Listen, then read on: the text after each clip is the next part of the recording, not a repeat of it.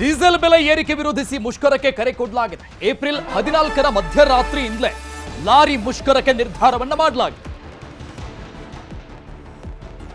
Diesel ಬೆಲೆ ಏರಿಕೆ ವಿರುದ್ಧ ಆಕ್ರೋಶ ವ್ಯಕ್ತವಾಗ್ತಾ ಇದೆ. ಏಪ್ರಿಲ್ 14 ಮಧ್ಯರಾತ್ರಿಯಿಂದ ಲಾರಿ ಮುಷ್ಕರದ ನಿರ್ಧಾರ ಆಗಿದೆ. ರಾಜ್ಯದಾದ್ಯಂತ ಲಾರಿ ಮುಷ್ಕರಕ್ಕೆ ಮಾಲೀಕರು ಕರೆ ಕೊಟ್ಟಿದ್ದಾರೆ.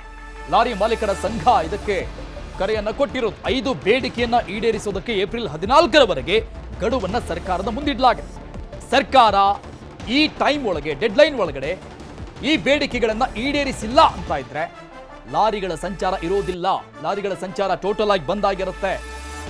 ಇಡೀ ರಾಜ್ಯದಲ್ಲಿ ಏರ್ಪೋರ್ಟ್ ಟ್ಯಾಕ್ಸಿಗಳನ್ನು ಕೂಡ ಬಂದ್ ಮಾಡ್ತೀವಿ ಅಂತ ಹೇಳಿದ್ದಾರೆ. ಓಲಾ, ಊಬರ್ಗಳಿಗೂ ಕೂಡ ಬಂದ್ಗೆ ಬೆಂಬಲ ಕೊಡಿ ಅಂತ ಮನವಿ ಮಾಡಲಾಗಿದೆ. ಲಾರಿ ಮಾಲೀಕರ ಸಂಘದ ಅಧ್ಯಕ್ಷ ಷಣ್ಮುಗಪ್ಪ ಮಾತನಾಡಿದ್ದಾರೆ. ಈ ಸಂಬಂಧಪಟ್ಟಂಗೆ ಏಪ್ರಿಲ್ 14 ಸರ್ಕಾರಕ್ಕೆ ಕೊಟ್ಟಿರುವಂತಹ ಡೆಡ್ಲೈನ್. ಸೊ ಅಲ್ಲಿ ಒಳಗಡೆ 14ನೇ ತಾರೀಖಿನ ಒಳಗಡೆ ನಮ್ಮ 5 ಬೇಡಿಕೆಗಳನ್ನ ಈಡೇರಿಸಲೇಬೇಕು. ಇಲ್ಲ ಅಂದ್ರೆ ಈ ರೀತಿಯಾಗಿ ನಮ್ಮ ಹೋರಾಟ ಇರುತ್ತೆ ಅಂತ ಸರ್ಕಾರಕ್ಕೆ ಎಚ್ಚರಿಕೆ ಕೊಟ್ಟಿದ್ದಾರೆ. ಬೆಲೆ ಸರ್ಕಾರ 7 ತಿಂಗಳಲ್ಲಿ 5 ರೂಪಾಯಿ ಜಾಸ್ತಿ ಮಾಡಿದ್ದಾರೆ. ಲಾರಿ ಮಾಲೀಕರು ಎಲ್ಲರೂ ಬಹಳ ದೊಡ್ಡ ಸಂಕಟಕ್ಕೆ ತಗೊಳ್ಕೊಂಡಿದ್ದಾರೆ. ಈ 5 ಬೇಡಿಕೆ ಈಡೇರಿದವರೆ ಯಾವುದೇ ಕಾರಣಕ್ಕೆ 14ನೇ ತಾರೀಕು ಅಂಬೇಡ್ಕರ್ ಜಯಂತಿ ರಾತ್ರಿ ಅನಿರ್ದಿಷ್ಟಕಾಲ ಮುಷ್ಕರಕ್ಕೆ ಹೋಗಲಿಕ್ಕೆ ಲಾರಿ ಮಾಲೀಕರು ತೀರ್ಮಾನ ಮಾಡಿದ್ದಾರೆ.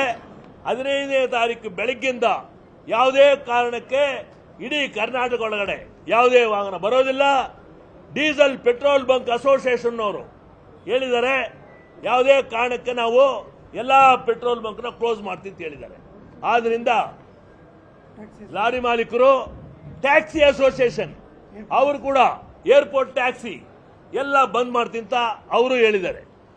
ಅದೇ ತರ ಕರ್ನಾಟಕ ಗೂಡ್ಸ್ ಟ್ರಾನ್ಸ್ಪೋರ್ಟ್ ಅಸೋಸಿಯೇಷನ್ ಪೂರ್ತಿ ಬಂದ್ ಮಾಡ್ತೀನಿ ಅಂತ ಹೇಳಿದ್ದಾರೆ. ದಯವಿಟ್ಟು ಲಾಸ್ಟ್ ಸರ್ಕಾರನ ಕೇಳಿ ಕೇಳಿ ಸಾಕಾಗಿ ಈ ಪರಿಸ್ಥಿತಿ ಬಂದಿದ್ದೀವಿ. ಅದೇ ತರ ಜಲ್ಲಿ, ಮರಳು ಅವರು ಕೂಡ ಯಾವುದೇ ವಾಹನ ಓಡಿಸಲ್ಲ. ಇಡೀ ಕಂಪ್ಲೀಟ್ ಕರ್ನಾಟಕದಲ್ಲಿ 6 ಲಕ್ಷ ಗಾಡಿಗಳು, ಚಿಕ್ಕ ಗಾಡಿಗಳು, ಮೀಡಿಯಂ ವೆಹಿಕಲ್ ಗೂಡ್ಸ್ ಎಲ್ಲ ಸೇರಿ ಸುಮಾರು 9 ಲಕ್ಷ ಗಾಡಿಗಳು ಪೂರ್ತಿ ಬಂದಾಗುತ್ತೆ. ಆದ್ರಿಂದ ಸರ್ಕಾರ ಕೂಡಲೇ ನಮ್ಮನ್ನ ಕರೆದು ಮಾತುಕತೆ ನಡೆಸಿ ಇದನ್ನ ತೀರ್ಮಾನ ತಗೋಬೇಕು ಅಂತ ನಾನು ಕಳಕಳಿ ಮಾಡ್ಕೊಳ್ತೀನಿ. ಹಾಲು, ಡೀಸೆಲ್ ಸೇರಿದಂಗೆ ರಾಜ್ಯದಲ್ಲಿ ಸರಣಿ ಬೆಲೆ ಏರಿಕೆ ವಿರುದ್ಧ ಎಚ್.ಡಿ. ಕುಮಾರಸ್ವಾಮಿ ಆಕ್ರೋಶವನ್ನ ವ್ಯಕ್ತಪಡಿಸಿದ್ದಾರೆ. ಗ್ಯಾರಂಟಿಗಳನ್ನ ತಂದು ರಾಜ್ಯವನ್ನ ಹೇಗೆ ಉದ್ಧಾರ ಮಾಡ್ತಾ ಇದ್ದಾರೆ ಗೊತ್ತಿದೆ. ಯಾವ್ಯಾವ ರೀತಿಯಲ್ಲಿ ದರ ಏರಿಕೆಗಳನ್ನ ಕದ್ದು ಮುಚ್ಚಿ ಮಾಡಿದ್ದಾರೆ ಅಂತ ಅದೂ ಗೊತ್ತಿದೆ ಅಂತ ಆಕ್ರೋಶ ವ್ಯಕ್ತಪಡಿಸಿದ್ದಾರೆ ಎಚ್.ಡಿ. ಕುಮಾರಸ್ವಾಮಿ. ಅದೇನು ತಕರಾರಿಲ್ಲ. ಪಾಪ ಗ್ಯಾರಂಟಿ ಸ್ಕೀಮ್ ತಂದಿದ್ದೀರಿ, ಆ ಬಡವರು ಉದ್ಧಾರ ಮಾಡ್ತಾ ಇದ್ದೀರಿ. ಅಭಿನಂದಿಸ್ತೀನಿ ನಿಮ್ಮನ್ನ. ನನ್ನ ಅಭಿನಂದನೆ ಇದೆ ನಿಮಗೆ. ಗ್ಯಾರಂಟಿ ಸ್ಕೀಮ್ಗಳು ಕೊಡ್ತಾ ಇರೋದಕ್ಕೆ ನಾನು ಏನು ಅಸೂಯೆ ಇಲ್ಲ. ಇನ್ನೂ 2,000 ಜಾಸ್ತಿ ಮಾಡಿ, ಇನ್ನೂ 2,000 ಜಾಸ್ತಿ ಮಾಡಿ, ನನ್ನದೇನು ತಕರಾರಿಲ್ಲ. ಆದರೆ ಈ ಗ್ಯಾರಂಟಿ ಹೆಸರಿನಲ್ಲಿ ಯಾವ ಬಾಪ್ನಲ್ಲಿ ತೆರಿಗೆ ಹಾಕಿದಿರಿ ಇಲ್ಲಿವರೆಗೀಗ? ಏಪ್ರಿಲ್ 1ನೇ ತಾರೀಕು ರಾಜ್ಯದ ಜನತೆನೇ ಫೂಲ್ ಮಾಡ್ತಕ್ಕಂಥ ಕೆಲಸ ಈ ಸರ್ಕಾರ ಮಾಡುತ್ತೆ. ಪೆಟ್ರೋಲ್ ಮೇಲೆ ಮತ್ತೆ 2 ರೂಪಾಯಿ ಜಾಸ್ತಿ, ಡೀಸೆಲ್ ಮೇಲೆ, ವಿದ್ಯುತ್ ಶಕ್ತಿ ರೇಟ್ ಜಾಸ್ತಿ. ಹಾಲಿಂದು ಪಾಪ ಅವರು ನಮ್ಮ ಡೆಪ್ಟಿ CM ನನಗೇನು ಗೊತ್ತಿಲ್ವಂತೆ, ಅವ್ರ ಅಣ್ಣನ ಕೇಳಿ ಅಂತ ಹೇಳ್ತಾರೆ. ರೈತನು ಕೊಡ್ತಾರಂತೆ 4 ರೂಪಾಯಿನ. ಯಾವ್ಯಾವ ಹಾಲು ಉತ್ಪಾದಕರ ಸಂಘದಲ್ಲಿ ಏನೇನಾಗುತ್ತೆ, ಏನು ಬಹಳ ದಿನ ಕಾಯಬೇಕಾಗಿಲ್ಲ. ಆ ರೈತನಿಗೆ ಎಷ್ಟು ಕೊಡ್ತಾರೆ?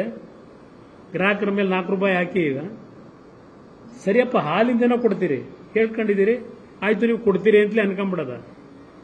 ಮೊಸರು 4 ರೂಪಾಯಿ ಮಾಡಿದಿರಲ್ಲ, ಮೊಸರು ದುಡ್ಡು ಯಾರಿಗೆ ಕೊಡ್ತೀರಿ?